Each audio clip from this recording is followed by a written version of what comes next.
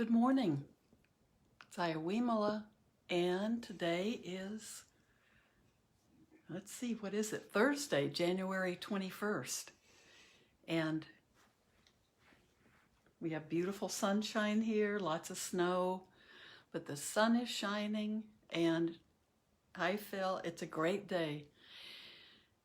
I had hopeful news again this morning. I've been hearing a little bit about it, but my daughter sent me a text saying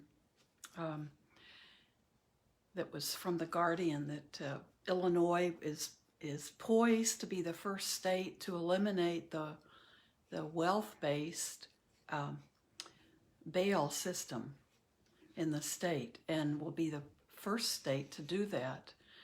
And that is such a much needed reform. We have a system where people with money or easier access to money can pay bail and get out while they await a court date. And if people don't have resources, they can't pay bail, they just sit in jail while they wait. So that for me is just it's such an important thing that we take care of and deal with in this country. So I'm very proud of the governor of Illinois. I think he's handled getting out good information during COVID, and now it makes my heart happy to think that we're on the verge of making such a significant change and equity in our justice system.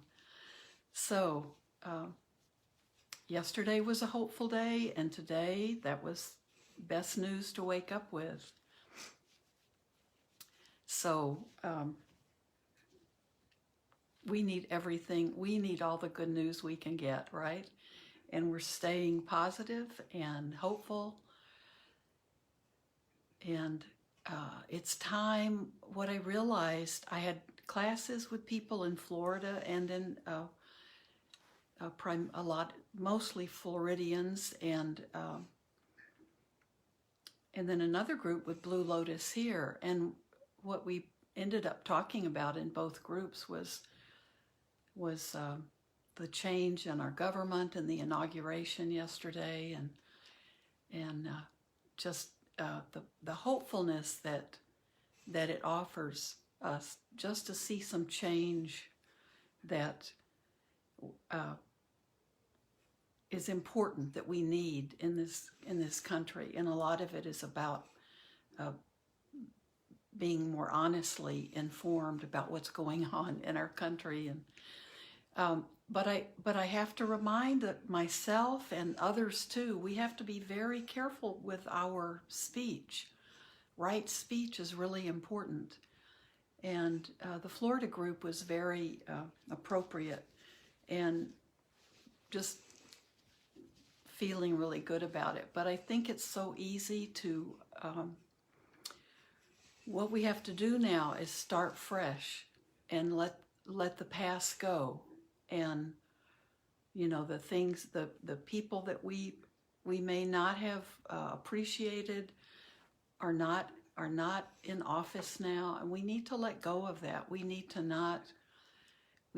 to quit being angry and start fresh and think of, we have to go inside to know how to do that.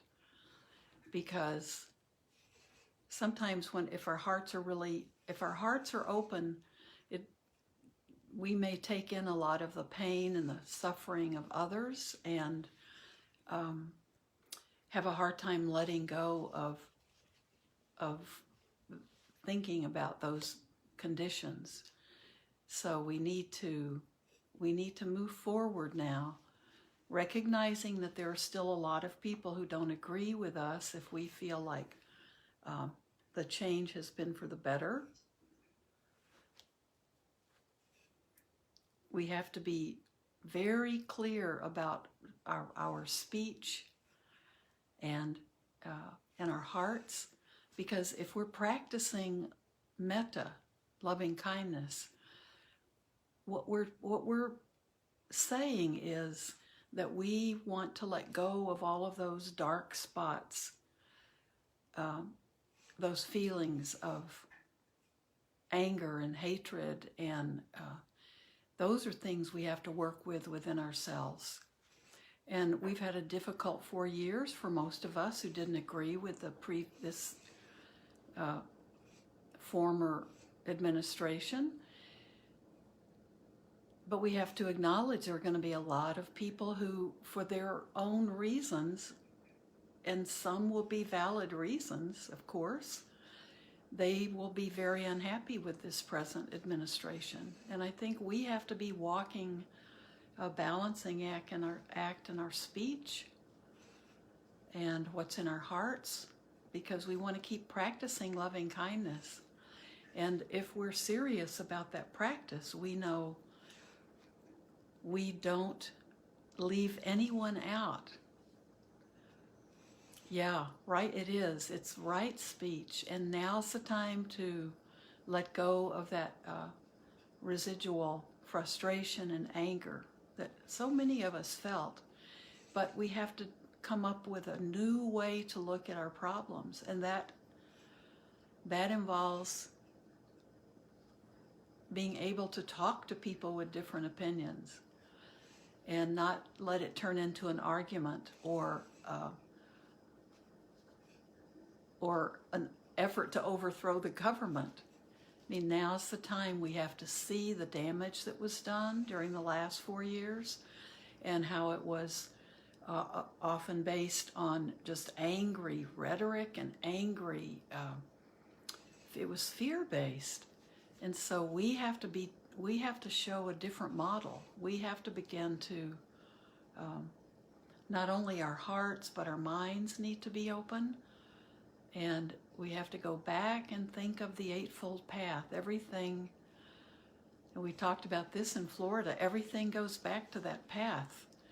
So if our behavior shouldn't be different if we're talking about politics than it is if we're talking about how we want to be as a human being. So I certainly understand both sides of this coin, but we have to really, this is now our jobs to work on.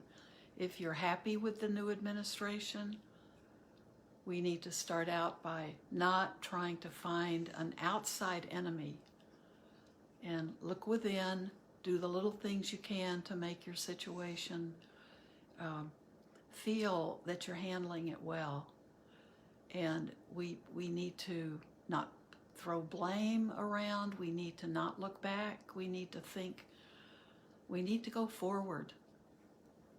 So that's all the problems, I think, in the last 4 years were often around people feeling they had not been listened to or heard or legitimized for a long time. So, and we've been working on metta practice with the things I've been reading by Ajahn Sumedho. So really think about what metta practice is. And I thought I would just end up with Ajahn Sumedho.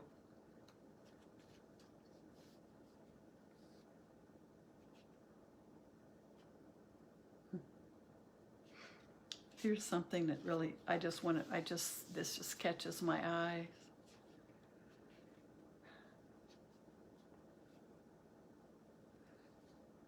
So he's talking about the kind of metta. When we practice metta, we're not saying, I love you, and then expecting others to suddenly change overnight and be what we want, because that isn't love, is it? That's a deal. I love you if you love me. If you don't love me, I don't love you. But this metta isn't a kind of deal we're making with anyone. We're not expecting anything back from it. We're not demanding any good result, even for ourselves. We're not practicing metta just to have a happy mind. There's no radiance to that, because that kind of metta, although it's better than nothing, still lacks the radiance of a mind which makes no demand. With that mind, you're not even asking to be happy or have any happy moments in your life whatsoever, because you're willing to just work with life to forgive and give forth goodwill. When we relate to each other like this, it has a good effect on our minds. But that's not what we're doing it for. It's worth doing in its own right, just as it is. If we're doing it for a good result, it will be disappointing, because immediately selfish thoughts come in. Like that's, and when we do that, those selfish thoughts coming in, that's not a good result from metta. There will always be some form of suffering or dukkha. We become discontented about it. Well, I've been sending goodwill to that person for years now and they still hate me, haven't got anything out of it, better stop. Then our goodwill is being sent with the idea of gaining something, of demand, expecting that they will appreciate it. I think that says so much about what's going on in this country right now, today, even with a lot of us in the being so happy about the new change in the government. That's why it's important to understand the nature of the mind, so you begin to see the problem of selfish view. That is going to put a damper on every experience. It's always going to spoil every moment of your life as long as you're deluded in this way. You could be with the Buddha himself. And we read this the other day too. And yet, with selfish view, you wouldn't even know it. You'd still be wretched. So, with people whom we have a lot of bitterness towards or resentment, metta is a way of forgiving and reminding ourselves to let go of it. It's not dismissing or suppressing, but a reflection in forgiving and letting go of the perception. Start perceiving these people with metta rather than just being overwhelmed with bitterness and resentment. I'm reading this. We read most of this Tuesday, but after conversations I've had with people yesterday, I see that this is so important for us to just absolutely pay attention to in our current political situation. Even if you can't feel any positive thing, metta needn't be all that magnificent. It can be just being patient and not making any kind of problem about it. It doesn't mean you like people who have been really rotten and unfair to you, or those whom you can't like. Yet you can be kind to them. You can forgive. You can do what is right and generous to them, even if you don't like them. Liking is something else. To like somebody, you have to feel attracted. You don't like your enemies. If somebody wants to do you in, you're not going to want to be with them. If somebody wants to stab you, that perception isn't one that makes you like them. If somebody wants to do me in, I'd rather keep a distance. That's only natural. But then we can rise above the sensory reaction, moving towards metta, which is a way of being patient, forgiving, doing what is right to do, what is appropriate to that situation. If somebody whom I don't like comes in and I start thinking, I don't like you, and I don't like this, and I don't like that, then I'm creating something onto the scene. I'm getting caught up in a mood of aversion to them and being carried away with it. But if somebody comes in and I feel this impulse of dislike, I can be fully aware of it, not denying it. I can accept it without adding anything to it. Then I can do what is appropriate, what is kind or generous in this circumstance. That's from the cool mind, from the mind that is open, receptive, not caught up in selfish view. That wrong view, that selfish view will say, you did this and you did that and you shouldn't have and you should have and you don't really like me, you never understood me. So when that distorted view rants away, don't trust that. It's totally untrustworthy. So what Bhante Sumedho goes on to talk about is it's important to straighten things out for ourselves. And I think we can think about that, is to think about straightening ourselves out before we try to keep feeling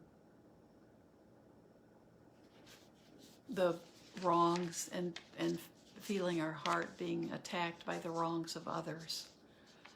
Just now is the time we can settle back and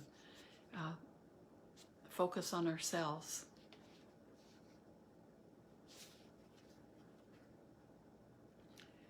So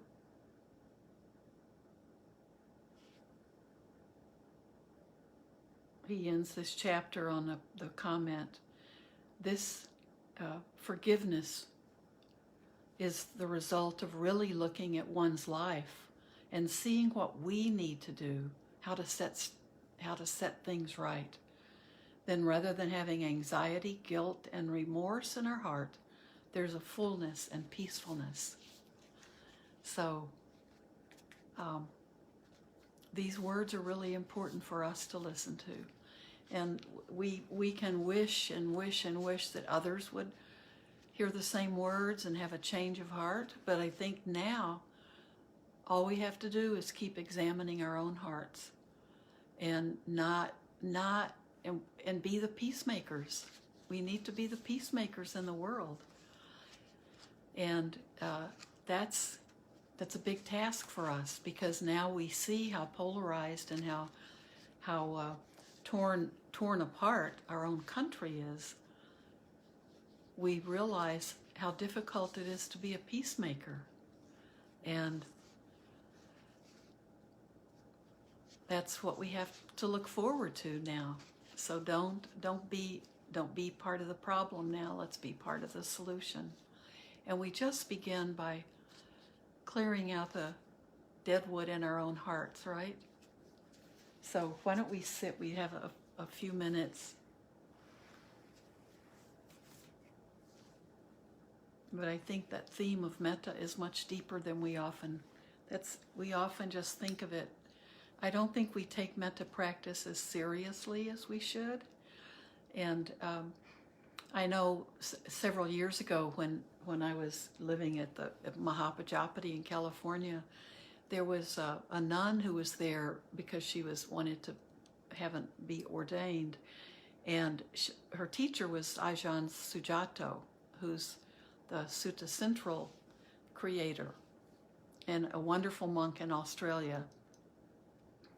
And I was very interested in metta then, and she and I were talking. She's also Ayya Vimala and lives in Brussels now. But Ajahn Sujato had done a 10-day retreat on metta, and she got a copy of it for me, and they sent it to me, so I have it in my computer. And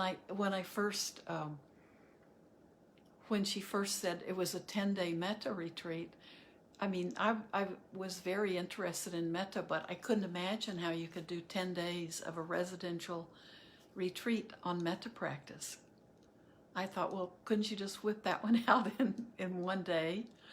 So that's that's when you're seriously working with metta. We have to recognize how serious and how profound a practice it is. So let's work with it. So sit and feel relaxed and feel, if you have a sunny, beautiful day, with or without snow, that probably is lifting your spirits. It might be evening and you're getting ready to go to bed, so you're relaxing at the end of a day. But just let yourselves be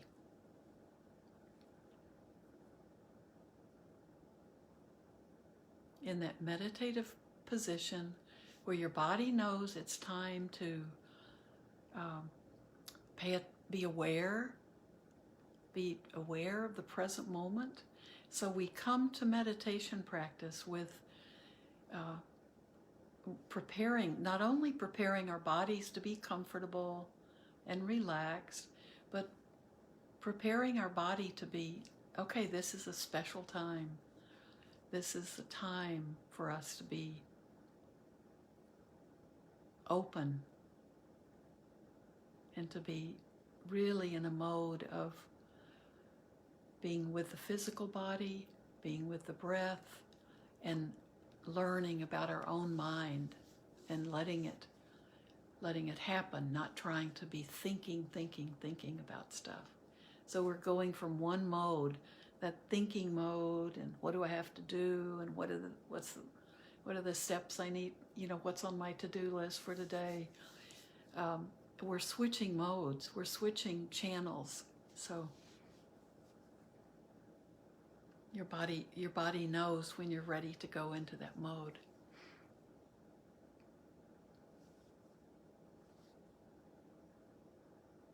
Be aware of the body breathing. It can just do that for us. It's wonderful.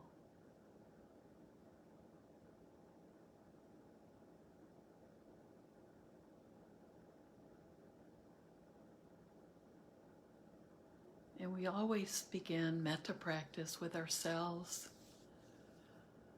And we can understand why when we understand the deeper, profound meaning behind metta practice.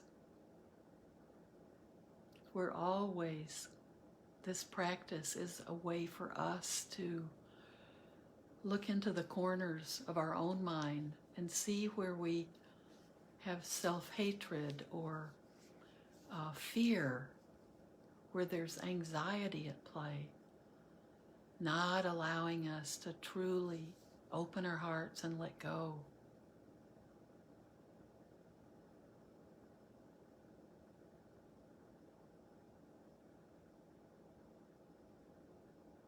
May I be well. May I feel safe in the world. May I be free from fear and worry and anxiety.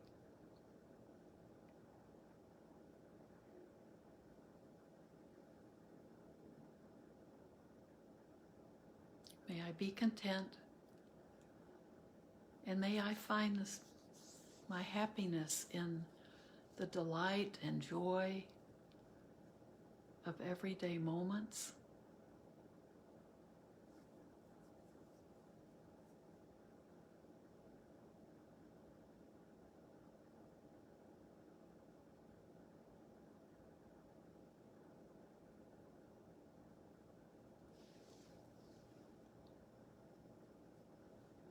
And we'll just move quickly today, but we can stay on any of these stages of metta where we need to stay. If we feel something shifting or that it needs more attention, we don't have to rush through it at all. But now think of your loved ones, everyone you love, and feel and really know the connection with them.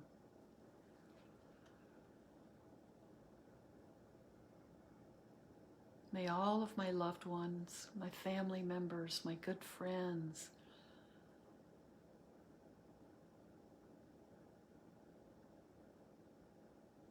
May they be safe. May they be well.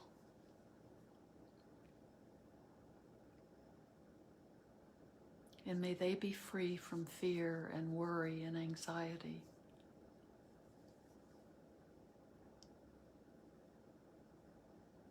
May they find joy in the everyday delights, the small things.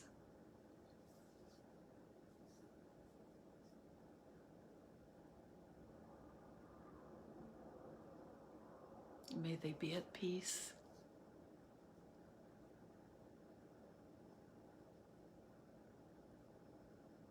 Now when we move out, let's move out and think of our country. May everyone in this country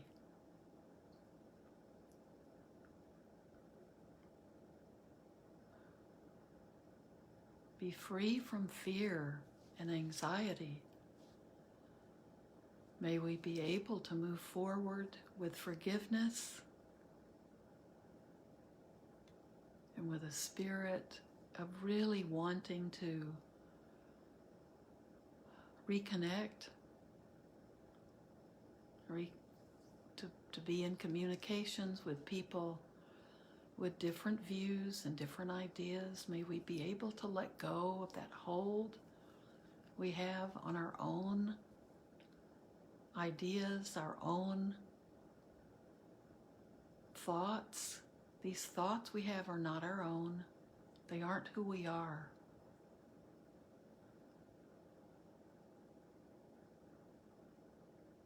May we be able to let go of the hold we want to have on our viewpoints and our opinions,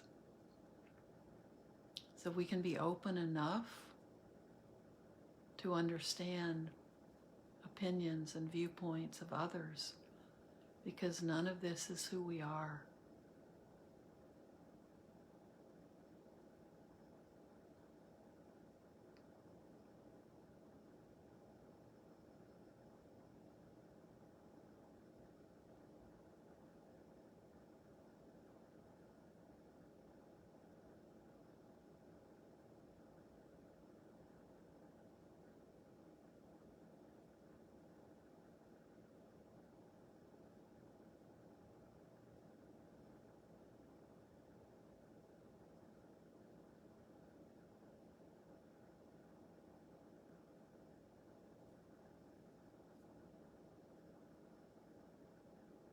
May we allow this quality of metta to be strong within ourselves, and may we allow it to move out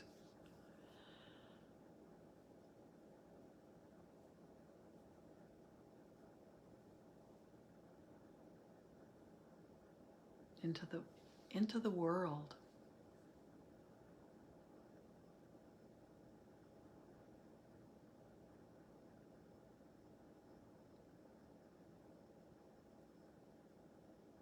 Learning to have goodwill towards everyone else, towards all beings. Being aware of the very thing that connects us to each other. It's not our personalities or our viewpoints or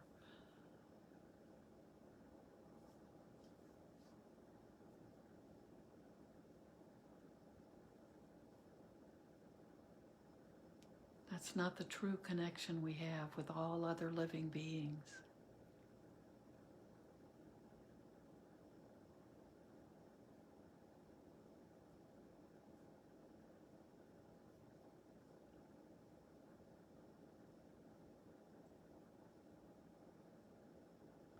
Just allow that quality of metta to expand out endlessly.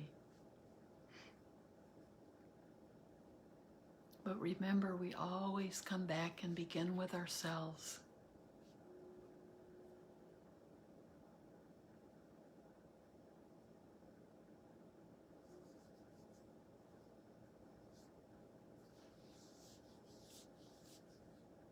So now keep practicing. If you have time, you can spend a few more minutes and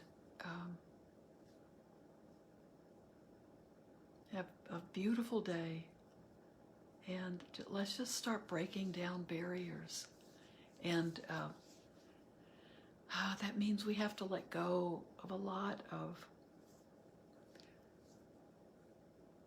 sometimes self-righteous indignation.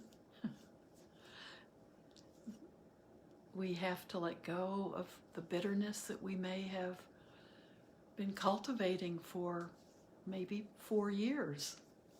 And maybe we need to think about cultivating something completely different. So when we talk about our own spiritual development, our own spiritual life, which is our life, we need to think very seriously about the things that we're letting grow within us. That's what we're cultivating. And we don't want to be growing this negativity towards the other.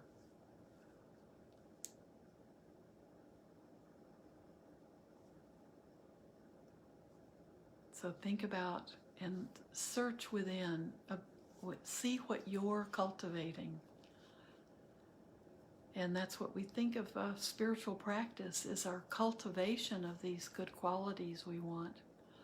So if you find that there's still anger and hate and bitterness, that's where we can begin to work. And so we don't even have to look out to have anyone outside of us to shift blame onto. So thank you so much for being part of my practice and for everything that we do together.